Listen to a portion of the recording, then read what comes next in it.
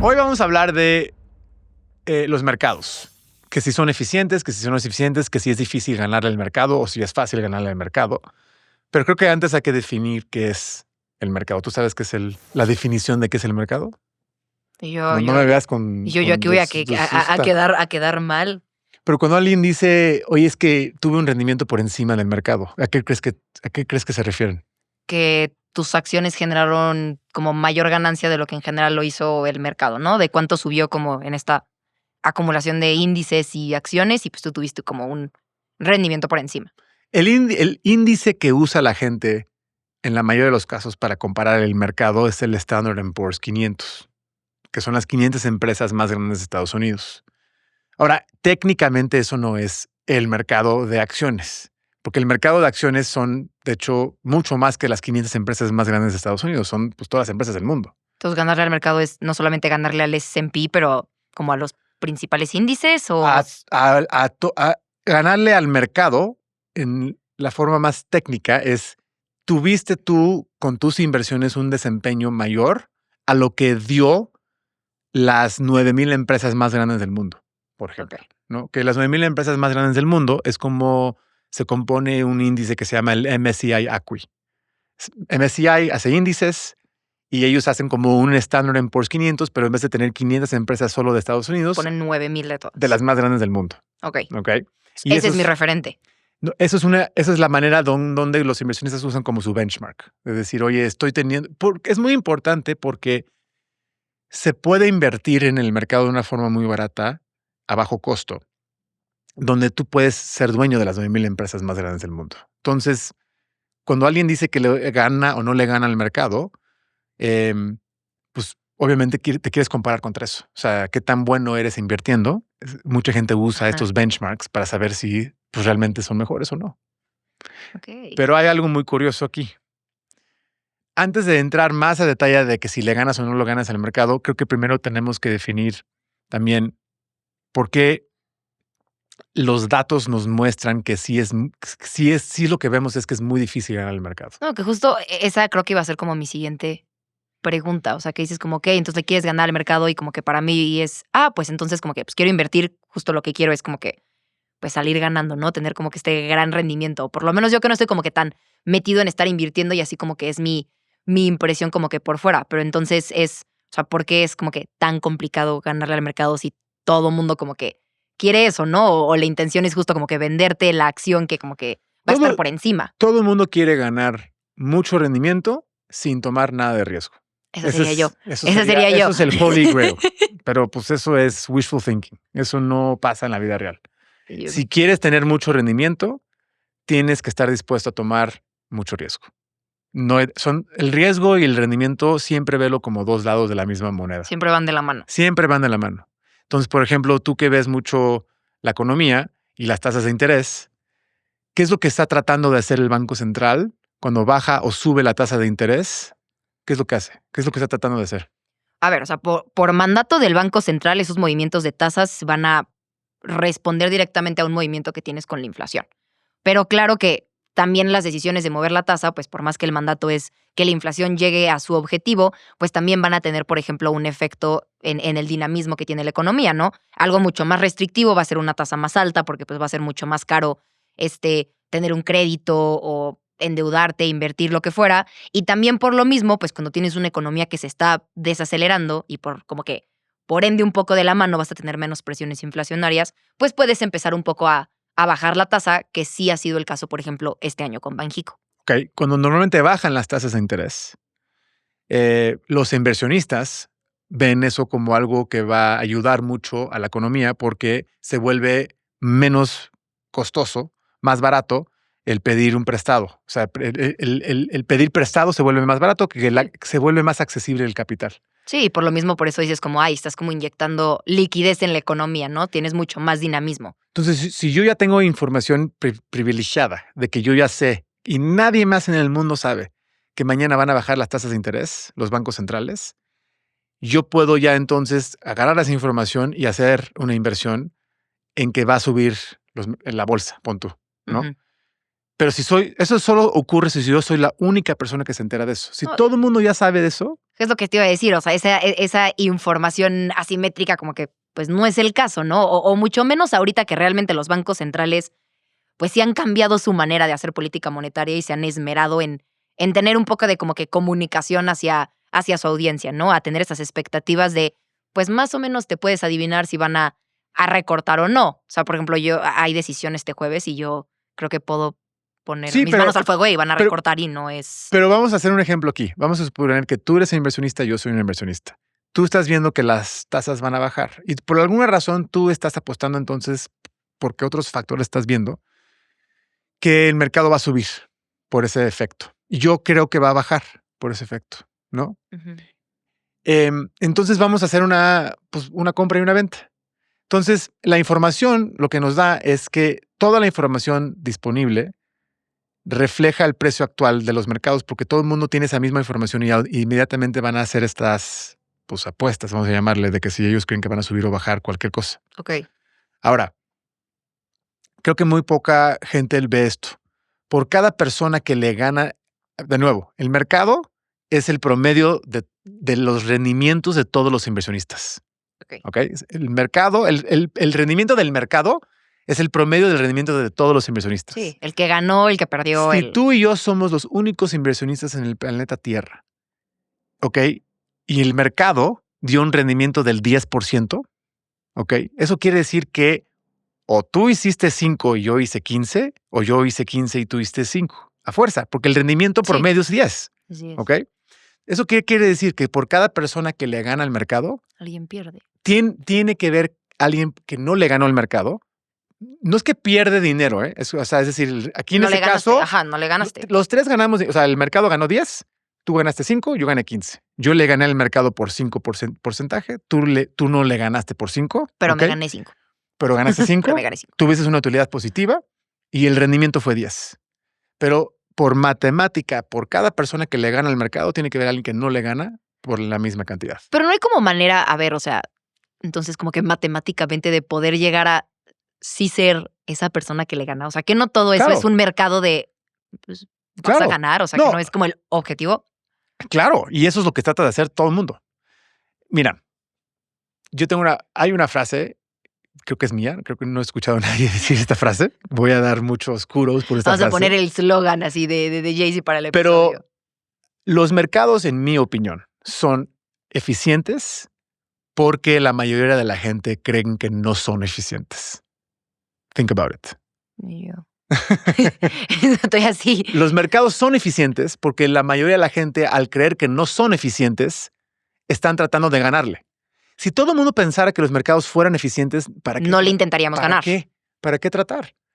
Pero por eso son eficientes, porque la competencia es lo que lo hace eficiente. El que todo el mundo esté debatiendo si algo está sobrevaluado o no, o si van a bajar las tasas o no, o si Trump va a poner aranceles o no. Y todo eso son factores que la gente está analizando si van a afectar el mercado. Y eso es lo que hace que sea. Y eso es lo que hace que sea eficiente, porque todo el mundo está apostando o que suba o que baja y el precio se va dando. Entonces, el precio que vemos y que observamos normalmente es un precio bastante eficiente, porque todos tenemos la misma información. Ahora, no es perfecto. O sea, yo que diga que los mercados son eficientes, no quiero decir que los mercados son 100% eficientes. Claro que vemos ineficiencias. Es lo que te iba a decir. O sea, a ver, ahí estamos en teoría, como que considerando que entonces toda esta información que estamos considerando, ¿no? A lo mejor tú piensas van a bajar el jueves, yo pienso que no. Ese precio ya tiene como que, pues, priced in toda esta información que tenemos. ¿No existe posibilidad de que ese precio no lo refleje? O sea, que sí como que encuentres ese espacio. Puede ser, pero tú tienes que cuestionarte de que si tú eres la única persona que realmente tiene esa información y nadie, o estás viendo algo que nadie más está viendo. Pero a lo mejor lo puede estás ser. como viendo tú, pero lo está viendo una pequeña cantidad de personas. Puede Y ser. si lo vemos así como que, no sé, 70-30, pues ese 30% va a acabarle probablemente. Puede ser. Pero Y hay- no vale la pena apostar por ese 30. Sí, y sí hay gente que sí le gana al mercado consistentemente haciendo eso, ¿Y por qué? pero antes, ¿Pero por qué le ganan? pero chécate lo que dice, pero chécate la evidencia empírica. A ver, una cosa es la teoría Ujú. de los mercados eficientes, que es una teoría, no es una realidad total. Pero esa teoría de que los mercados son relativamente eficientes o que son eficientes, ¿ok? Quiere decir que la data, entonces, si fuera que la mayoría de la gente puede hacer algo con la información, que la pueda ganar el mercado, lo veríamos en los datos. O sea, veríamos que entonces consistentemente hay gente que sí le gana el mercado, o que muchos fund managers o que muchos inversionistas sí le ganan el mercado en el largo plazo. Los datos no nos muestran eso. Hay miles de estudios, pero miles de estudios, que muestran que entre más tiempo pasa, son menos personas que van ganando el mercado. En un periodo de un año, por ejemplo, como el ejemplo que acabamos de ver, como 50, 60% de la gente, nunca puede haber menos de, o sea, nunca puede haber más del 50% de la gente que le gana el mercado. Por definición, por lo que acabamos de ver. Sí, Entonces ya por esa automáticamente. matemática. Ok.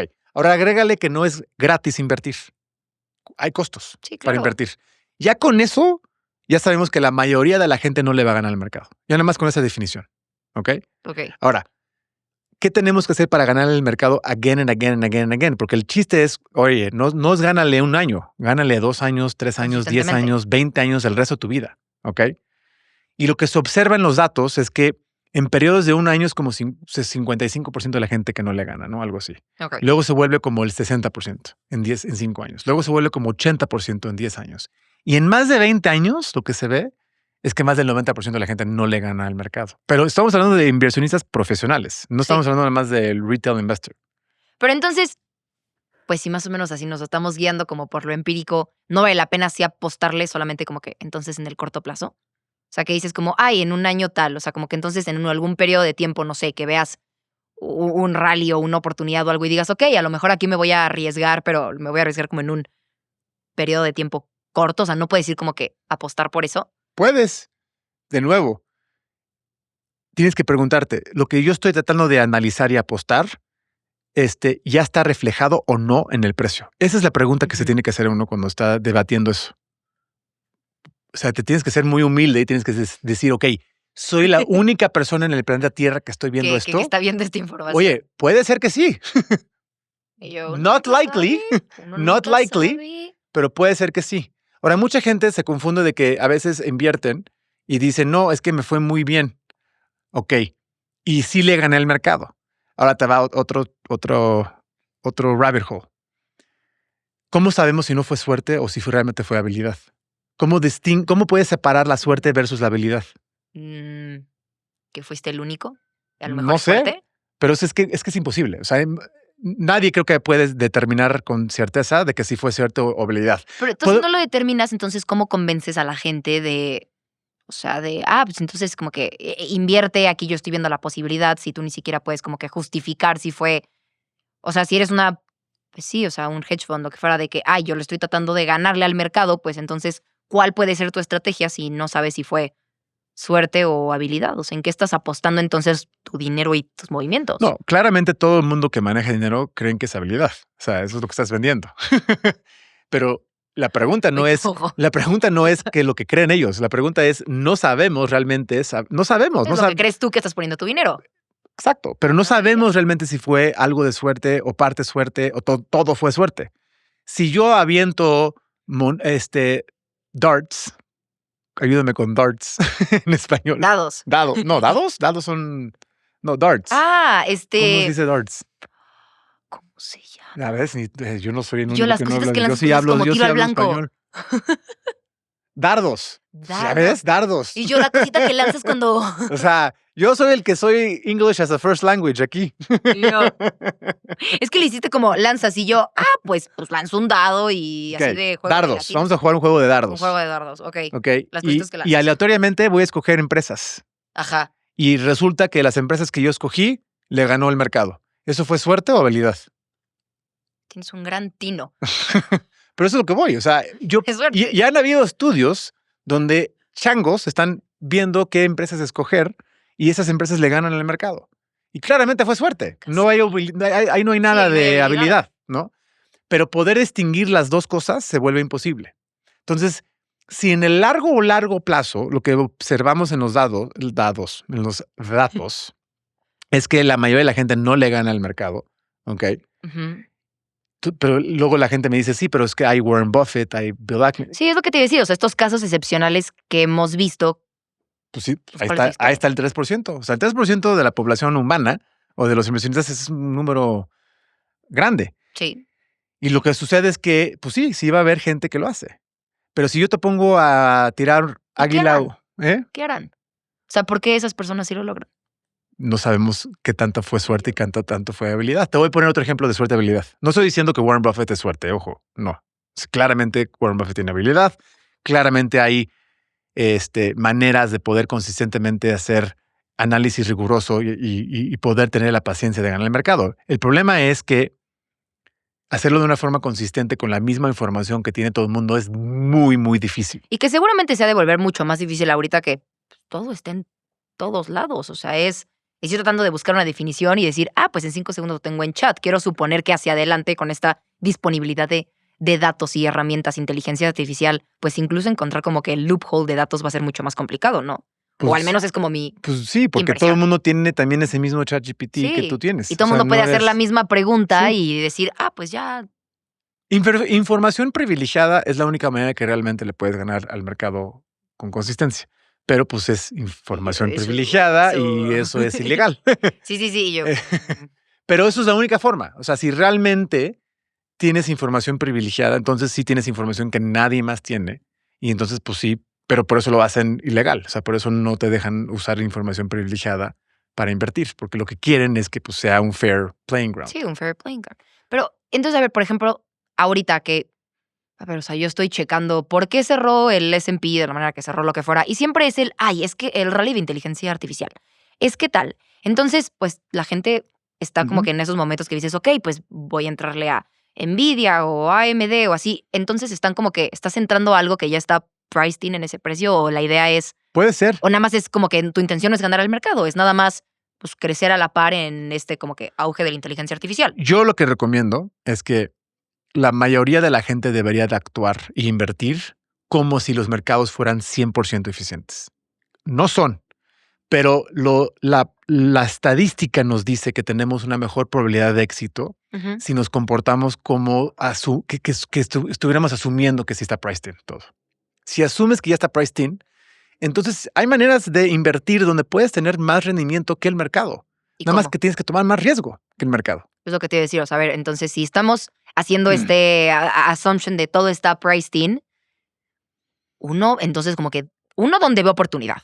O sea, de entrada es como mi primera duda. Pero espérame, una cosa, hay que distinguir dos cosas. Tú me estás preguntando oportunidad, hay que separar oportunidad versus hacer dinero. Porque puedes hacer dinero invirtiendo en el mercado, no tratando de ganarle al mercado. Al mercado. O sea, el mercado este año va arriba el mundial va arriba más del 20%. El Estados Unidos va arriba como 15%. Pues esos son buenos rendimientos. Claro, y aparte considerando todavía el año que estamos teniendo o sea, acontecimientos comerciales, políticos, de como tú lo veas, y va súper arriba y yo entiendo. Entonces, como que vamos a irnos sí por oportunidad, no por hacer dinero. Entonces, ¿dónde ves una oportunidad? Si estás deduciendo. Pero define oportunidad. Tú dices oportunidad para ganarle al mercado. Para ganarle al mercado. Ok, pero dime, a ver, contéstame esto. ¿Por qué le quieres ganar al mercado? Porque quieres más. Porque no quieres quedar por encima del mercado. Porque quieres más rendimiento. Porque quieres, Ok. Si quieres más rendimiento, te voy a dar dos opciones. O tomas más riesgo vía concentración, es decir, en vez de invertir en el mercado de todas las empresas, tú vas a escoger las empresas que a ti se te hacen las mejores, ¿no? Ok. Eso es una manera de poder tratar de ganar el mercado, que es lo que tratan de hacer la mayoría de la gente. La otra forma de hacerlo es usas un poco más de apalancamiento, es decir, pides dinero prestado para comprar más del mismo mercado. Ok, te apalancas. Ok, como te apalancas con una hipoteca o como te apalancas con un proyecto de bienes inmuebles, usas dinero, usas deuda. Ok. La deuda tiene un costo. Entonces puedes tú endeudarte. Si tienes $100, ok, invirtiendo en el Standard & Poor's 500, puedes pedir prestado otros $100 e invertir 200. Ok. Pero no es tu dinero. Estás prestando dinero para invertir en comprar más de un activo. Entonces, si sube 10%, ¿qué pasa? Tú hiciste 20 porque te apalancaste. Pero si baja 10%, bajas 20%. O sea, es decir, hay manera también de poder tener más rendimiento tomando más riesgo. Sí. Y aquí voy a decir una palabra que vamos a tener que elaborar un poco más, pero hay dos tipos de riesgo. Ok. Quieres tomar el riesgo idiosincrático, que es en el caso de tú escoger las empresas que tú crees que le va a ir mejor, o quieres tomar un riesgo sistemático, que es nada más añadiendo más riesgo sistemático al riesgo sistemático, que es apaláncate el mercado. Las dos formas tienes una probabilidad de poder hacer más rendimiento, pero una te va a dar más probabilidad que la otra, que es el sistemático. Pues quiero decir así como, ¿qué riesgo es más riesgoso? O sea, si quisieras, entonces estamos como que yendo en este caminito, ¿qué es mejor hacer? El riesgo sistemático es el riesgo que no puedes ya diversificar. El riesgo idiosincrático es el riesgo que sí puedes diversificar. La única ganga que realmente tenemos en las inversiones es diversificación. Es decir, si diversificas, puedes no sacrificar rendimiento, pero disminuir bastante tu riesgo. Tu riesgo. ¿Ok? Entonces, el riesgo que nos compensa antes de tomarlo es el que no podemos diversificar, es el sistemático. Entonces, ese riesgo es, en términos de probabilidad, es más probable si quieres tener un rendimiento más alto que el mercado. Ok, está bien, nada más toma más riesgo y toma más riesgo sistemático. Apaláncate. Pero eso ya sabes, o sea, cuando baja el mercado vas a bajar más. Sí. Vas a bajar más que el mercado. Y cuando sube vas a subir más, ¿no? Entonces eso es una forma de hacerlo, pero la mayoría de la gente no necesita tener rendimientos por encima del mercado porque el mercado accionario, pues, sobre todo, ya nos da rendimientos, wow. Sí, o sea, es... Poca gente se le olvida que si tú haces el 10% de interés compuesto cada año, en promedio, sabiendo que el mercado accionario no te da un 10% todos los años, es 20, negativo 5, Sí. arriba 30, y si el promedio te da 10, eso quiere decir que cada más o menos 7 años estás duplicando tu dinero. Eso quiere decir que cada 20 años son 6 veces el monto inicial que tú invertiste. Es que aparte si lo vendes así, sí dices, ay, pues es que sí hay que todo el mundo invertir. Pero dices, es que el 10%, yo quiero ser el 50%. Sí, obvio, como que siempre puedes querer más y tienes que como que aceptar el riesgo que hay. Exacto. Y la mayoría de la gente no va a tener un portafolio que es 100% acciones. La mayoría de la gente va a tener que tener un portafolio también de reserva, donde hay renta fija, va a tener... Entonces, en el extremo, la gente que quiere ganarle al mercado, la mayoría de la gente no necesita ganar el mercado. O sea, no es necesario porque ya el rendimiento que te da el mercado es suficiente en la mayoría de los casos. Y ahorita, por ejemplo, que las tasas, o sea, como que un poquito regresando a esa parte de Banjico y pues un poquito más o menos de la Fed, que las tasas, por ejemplo, van a estar un poco más bajas, pues la gente probablemente va a aceptar como que acciones con mayor riesgo. ¿Qué pasa cuando bajan las tasas? Es una forma de tratar de estimular la economía, ¿no? Entonces Sí, es inyectarle.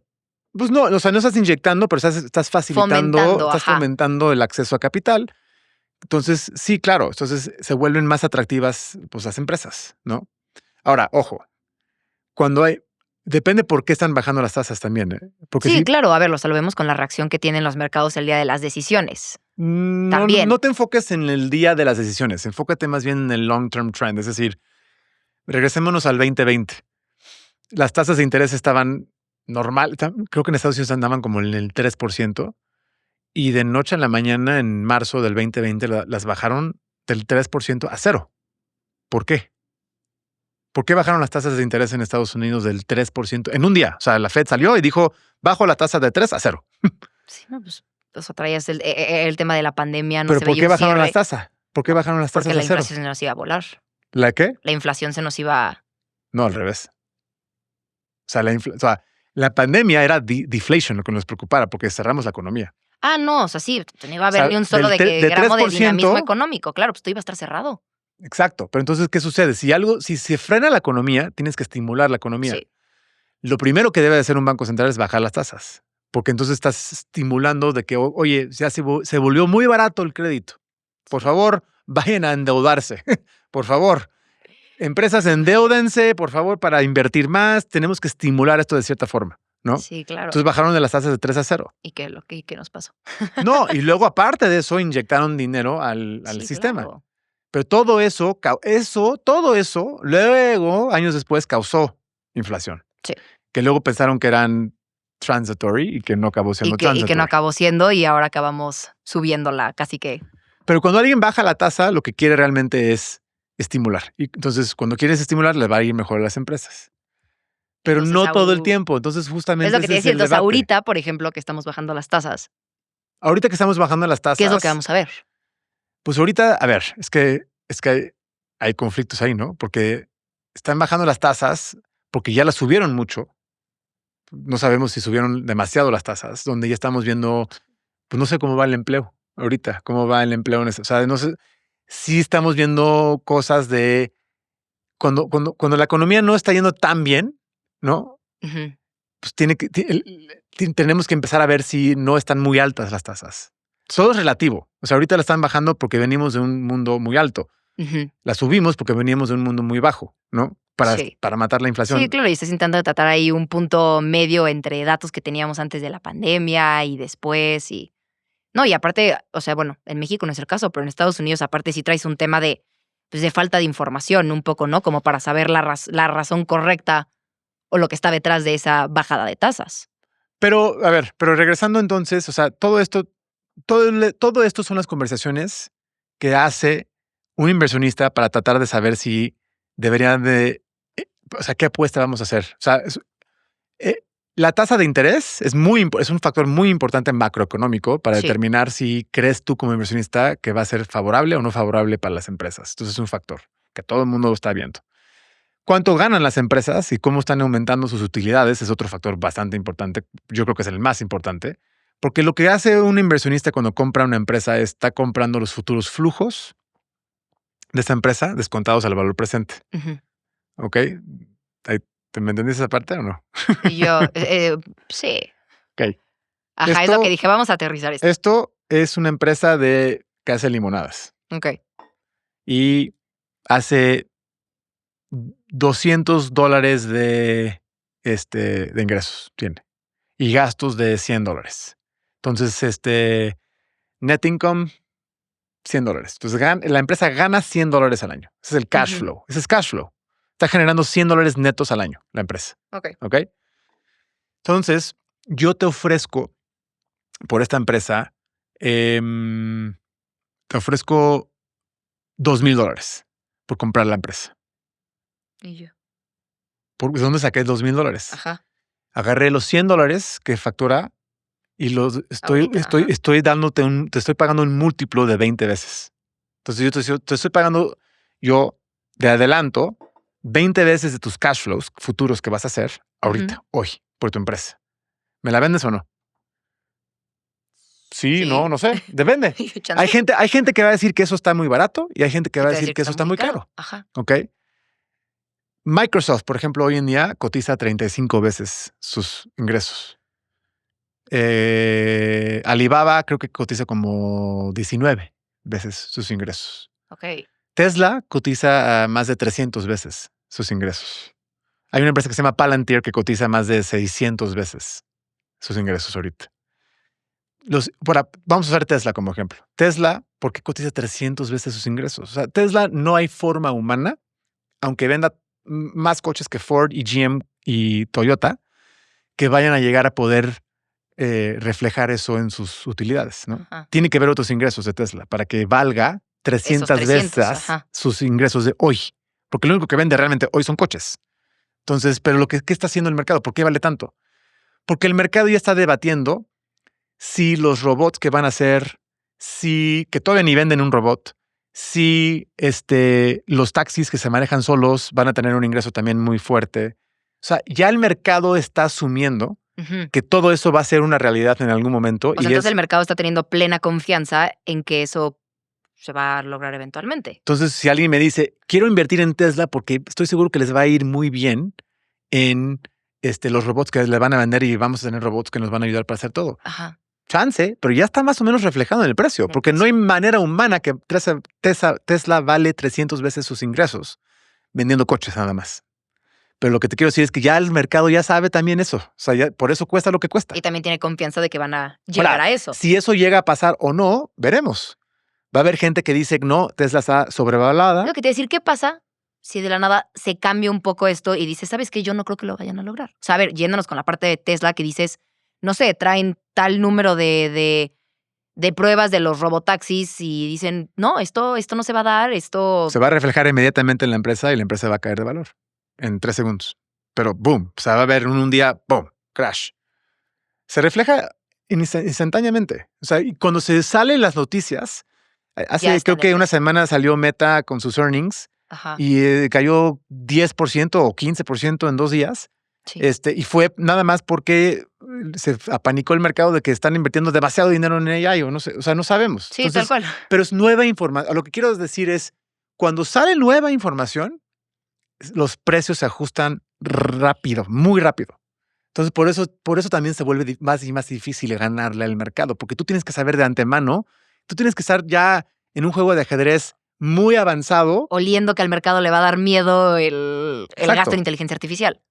Posible. Y hay gente, ahorita, si tú haces una encuesta, creo que la mitad de la gente está apostando que esta es otra burbuja como el .com, o que esto sí realmente va a hacer que todas las empresas valgan 10, 20x más de lo que van a hacer. Oye, ¿y si tú a qué le estás apostando? Híjole. No sé. Mi opinión es que esto es muy similar a lo que vimos en el Internet, pero con la diferencia de que